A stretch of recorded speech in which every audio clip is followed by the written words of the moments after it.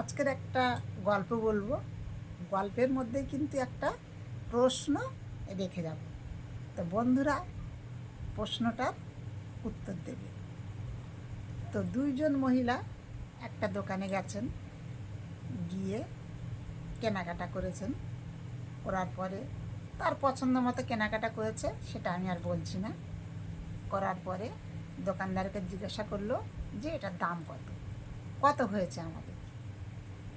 তো তখন দোকানদার দুজনের মধ্যে সম্পর্কটা জানত। তাই দোকানদার বলল যে আপনাদের মধ্যে সম্পর্ক যাই, আমার জিনিসের দাম সেটাই।